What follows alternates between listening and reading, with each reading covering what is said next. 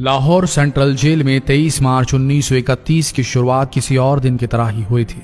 फर्क सिर्फ इतना था कि सुबह सुबह जोर की आंधी आई थी, बहुत तेज। लेकिन जेल के कैदियों को थोड़ा अजीब सा लगा जब 4 बजे ही वार्डन चरत सिंह ने उनसे आकर कहा कि वो अपनी अपनी कोठरियों में चले जाएं। उन्होंने कारण नहीं बताया था। उनके मुंह से सिर्फ ये निकला कि आदेश ऊपर से है। अभी कैदी सोच ही रहे थे कि माजरा क्या है। जेल का नाई बरकत हर कमरे के सामने फुसफुसाते हुए गुजरा कि आज रात भगत सिंह, राजगुरु और सुखदेव को फांसी दी जाने वाली है। उस क्षण की निश्चिंता ने उनको झकझोर कर रख दिया। कैदियों ने बरकत से मनुहार की कि वो फांसी के बाद भगत सिंह की कोई भी चीज जैसे पेन, कंघा या घड़ी उन्हें ला कर दें ताकि वो अपने पोते पोतियों को बता सकें कि कभी वो भी भगत सिंह के साथ जेल में बंद थे। बरकत भगत सिंह की कोठरी में गया और वहां से उनका पेन और कंघा ले आया। सारे कैदियों में होड़ लग गई कि किसका उस पर अधिकार हो। आखिर में ड्रॉ निकाला गया, लाहौर कॉन्स्पिरेसी केस। अब सब कैदी चुप हो चले थे। उनकी निगाहें उनकी कोठरी से गुजरने वाले रास्ते पर लगी हुई थी। भगत सिंह उनके साथ फांसी पर लटकाए जाने के लिए उसी रास्ते से गुजरने वाले थे। एक बार पहले जब भगत सिंह उसी रास्ते से ले जाए जा रहे थे तो पंजाब कांग्रेस के नेता भीमसेन सच्चर ने आवाज ऊंची कर उनसे पूछा था, आप और आपके साथियों ने लाहौर कॉन्स्पिरेसी केस में अपना बचाव क्यों नहीं किया?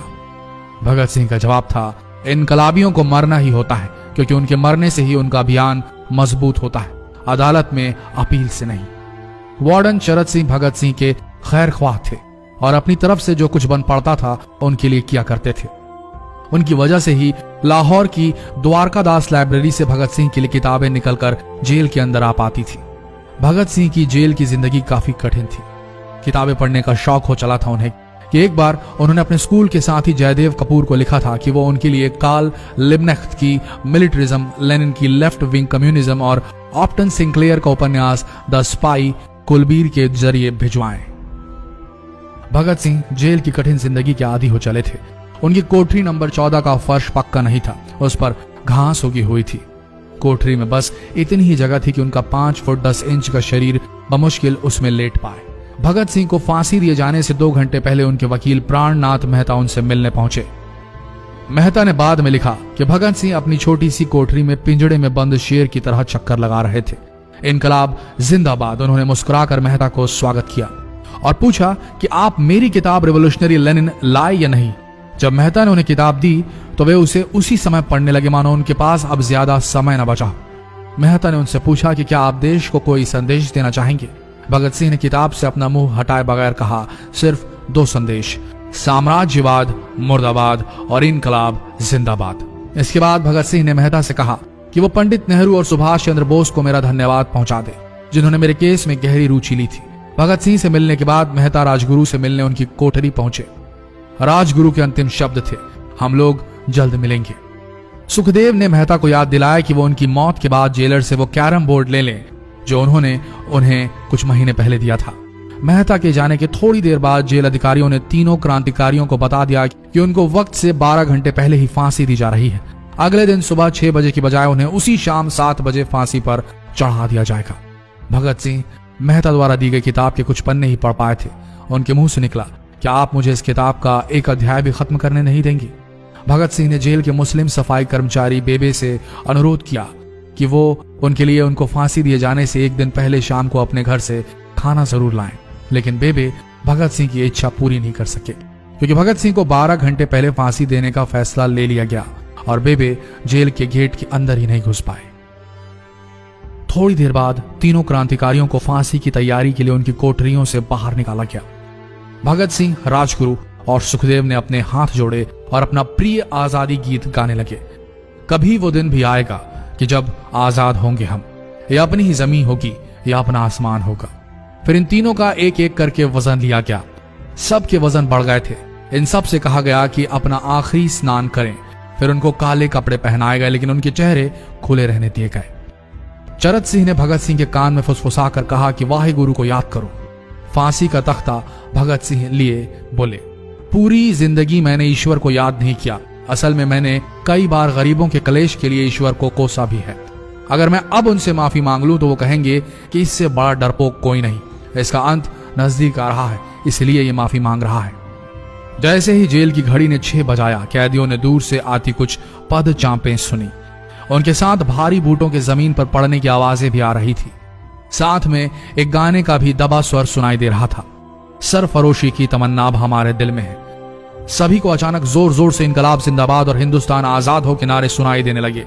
फांसी का तख्ता पुराना था, लेकिन फांसी देने वाला काफी तंदुरुस्त। फांसी देने के लिए मसीह जल्लाद को लाहौर के पास शाहदरा से बुलवाया गया था। भगत सिंह इन तीनों के बीच में खड़े थे। भगत सिंह अपनी मां को दिया गया वो वचन पूरा करना चाहते थे कि वो फांसी के तख्ते से इनकलाब जिंदाबाद का नारा लगाएंगे। लाहौर जिला कांग्रेस के सचिव पिंडी दास सोंधी का घर लाहौर सेंट्रल जेल से बिल्कुल लगा हुआ था। भगत सिंह ने इतनी जोर से इनकलाब जिंदाबाद का नारा लगाया कि उनकी आवाज सोंधी के घर तक सुनाई दी। उनकी आवाज सुनते ही जेल के दूसरे कैदी भी नारे लगाने लगे। तीनों युवा क्रांतिकारियों के गले में फांसी की रस्सी डाल दी गई, उनके हाथ और पैर बांध दिए गए। तभी जल्लाद ने पूछा, सबसे पहले कौन जाएगा? सुखदेव ने सबसे पहले फांसी पर लटकने की हामी भरी। जल्लाद ने एक एक कर रस्सियां खींची और उनके पैरों के नीचे लगे तख्तों को पैर मारकर हटा दिया। काफी देर तक उनके शव तख्तों से लटकते रहे। अंत में उन्हें नीचे उतारा गया और वहां मौजूद डॉक्टरों लेफ्टिनेंट कर्नल जे नेल्सन और लेफ्टिनेंट कर्नल NS सोंधी ने उन्हें मृत घोषित किया। एक जेल अधिकारी पर फांसी का इतना असर हुआ कि जब उससे कहा गया कि वो मृतकों की पहचान करें तो उसने ऐसा करने से इनकार कर दिया। उसे उसी जगह पर निलंबित कर दिया गया अंग्रेजों द्वारा। एक जूनियर अफसर ने यह काम अंजाम दिया। पहले योजना थी कि इन सब का अंतिम संस्कार जेल के अंदर ही किया जाएगा, लेकिन फिर यह विचार त्यागना पड़ा जब अधिकारियों को आभास हुआ कि जेल से धुआं उठते देख बाहर खड़ी भीड़ जेल पर हमला कर सकती है। इसलिए जेल की पिछली दीवार तोड़ी गई। उसी रास्ते से ट्रक जेल के अंदर लाया गया और उस पर बहुत अपमानजनक तरीके से उन शवों को एक सामान की तरह लाद दिया गया। पहले तय हुआ था कि उनका अंतिम संस्कार रावी के तट पर किया जाएगा, लेकिन रावी में पानी बहुत ही कम था, इसलिए सतलज के किनारे शवों को जलाने का फैसला लिया गया। उनके पार्थिव शरीर को फिरोजपुर के पास सतलज के किनारे लाया गया। तब तक रात के 10 बज चुके थे। इस बीच उप पुलिस अधीक्षक कसूर सुदर्शन सिंह कसूर गांव से एक पुजारी जगदीश अचरज को बुला लाए। अभी उनमें आग लगाई ही गई थी कि लोगों को इसके बारे में पता चल गया। जैसे ही ब्रितानी सैनिकों ने लोगों को अपनी तरफ आते देखा, वो शवों को वहीं छोड़कर अपने वाहनों की तरफ भागे। सारी रात गांव के लोगों ने उन शवों के चारों ओर पहरा दिया।